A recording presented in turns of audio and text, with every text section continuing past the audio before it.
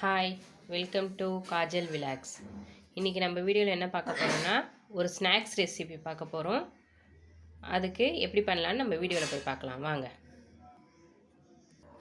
இப்போது வேக வச்ச இந்த உருளைக்கிழங்கு தோல் எடுத்து வச்சுருக்கேன். ஒரு கேரட் பொடியாக நறுக்கி வச்சுருக்கேன்.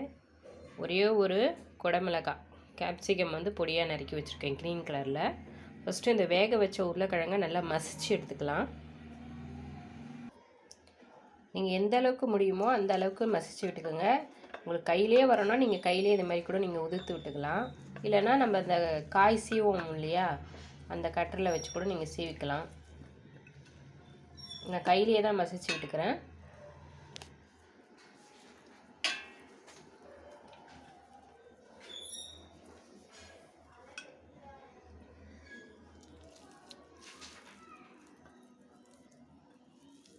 இந்த மாதிரி நல்லா மசிச்சு விட்டுக்குங்க.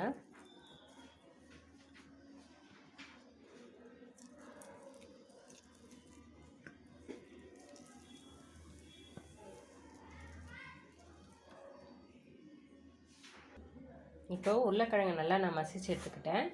இது கூட பொடியாக நறுக்கின கேரட்,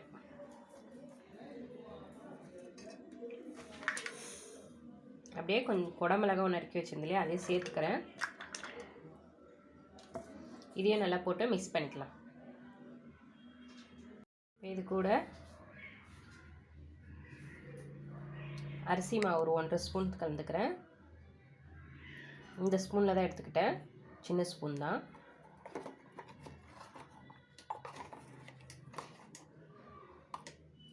ஒரு 1/2 ஸ்பூன் மஞ்சள் தூள், இந்த ரெசிபிக்கு தேவையான சால்ட் உப்பு சேர்த்துக்கிறேங்க.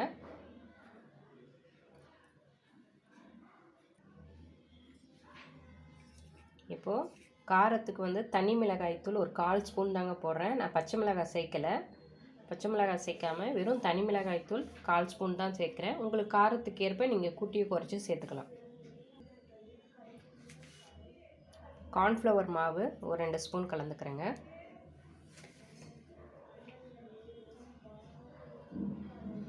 ஒரு 2 ஸ்பூன் சேர்த்துக்கிறேன். இது எல்லோ கலர் கார்ன்ஃப்ளவர் மாவு. உங்கள்கிட்ட ஒயிட் கிடைச்சாலும் நீங்கள் எதையும் சேர்த்துக்கலாம். இப்போ பொடியாக நறுக்கின கருவேப்பிலை கொத்தமல்லியை கடைசியாக தூவிக்கிறேன். இதெல்லாம் சேர்த்து நல்லா மிக்ஸ் பண்ணிக்கலாம்.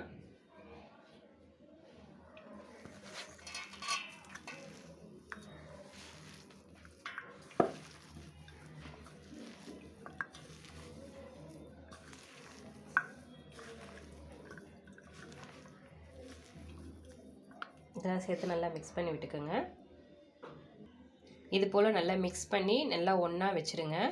இது கொஞ்சம் நேரம் தனியாக இருக்கட்டும், அப்படியே இதை டிஸ்டர்ப் பண்ண தேவையில்லை. இப்போ நம்ம பிரெட் கிராம்ஸ் ரெடி பண்ணிக்கலாம். பிரெட் கிராம்ஸ் இது போல் எடுத்துக்கோங்க. இது வேறு ஒன்றும் இல்லை, நம்ம ப்ரெட்டை வாங்கிட்டு நல்லா ஒன்றும் பாதியமாக நம்ம பிரிச்சுட்டு மிக்ஸி ஜாரில் போட்டிங்கன்னா இந்த மாதிரி பல்ஸில் வச்சிங்கன்னா இந்த மாதிரி வந்துடும் பிரெட் கிராம்ஸு. இது ரெடி பண்ணி வச்சுக்கலாம். இப்போ அடுத்தது பார்த்திங்கன்னா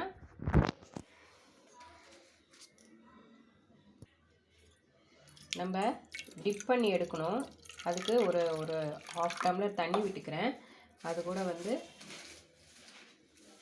1 ஸ்பூன் கார்ன்ஃப்ளவர் மாவு சேர்த்து நல்லா மிக்ஸ் பண்ணிக்கலாம். கெட்டிகள் இல்லாமல் மிக்ஸ் பண்ணி எடுத்துக்கோங்க. நம்ம உருளைக்கிழங்கு எல்லாம் மிக்ஸ் பண்ணி வச்சுருந்தோம் இல்லையா, அதை நம்ம நல்லா அப்படியே ஒரு ரோல் மாதிரி பண்ணிக்கலாம்.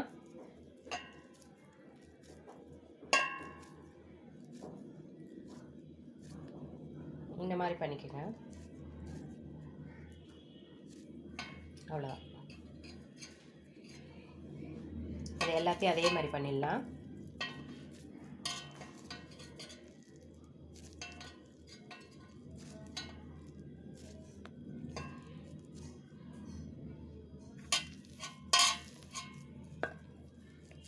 இது போல் மீதியும் பண்ணிவிட்டு நான் காட்டுறேன் பாருங்கள். இது போல் அந்த உருளைக்கிழங்கு நீட்டாக நான் பிடிச்சி வச்சுருக்கேன், கொழுக்கட்டை மாதிரி.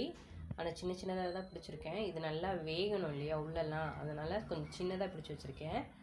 இதுவும் ரெடி பண்ணியாச்சு. நம்ம அந்த தண்ணியும் நம்ம ரெடி பண்ணியாச்சு. கார்ன்ஃப்ளவர் மாவு தண்ணி, பிரெட் கிராம்ஸும் நம்மளுக்கு ரெடி ஆயிடுச்சு. ஓகேவா? இப்போ நம்ம செய்ய வேண்டியது தான். அடுத்து பார்த்திங்கன்னா இங்கே ஒரு கடாயை வச்சுட்டு நான் எண்ணெய் ஊற்றி வச்சுருக்கேன். இப்போ இதில் போட வேண்டியது தான். எண்ணெய் காஞ்சதும் நம்ம இதில் சேர்த்து பண்ணிடலாம். இதையும் காட்டணும் இல்லையா? இப்போ இது ஒன்று எடுத்துக்கிட்டு இந்த கார்ன்ஃப்ளவர் மாவு தண்ணி இருக்கு இல்லைங்களா, அதில் நல்லா டிப் பண்ணி இந்த பிரெட் கிராம்ஸில் ஒரு பெரட்டினீங்கன்னா அப்புறம் நீங்கள் இந்த எண்ணெயில் சேர்த்துடலாம்.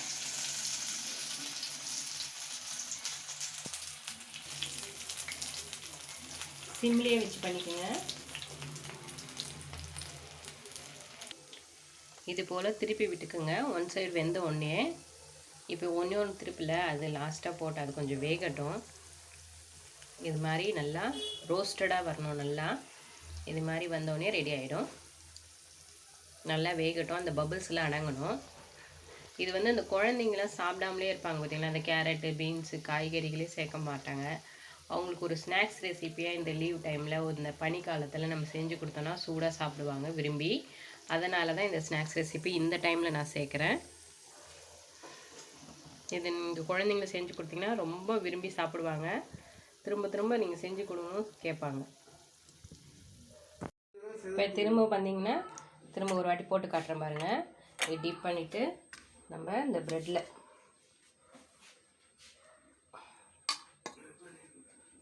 மாதிரி பரட்டி விட்டுக்கோங்க. நல்லா பரட்டி விட்டுட்டு இந்த எண்ணெயில் நம்ம அப்படியே சேர்த்துடலாம்.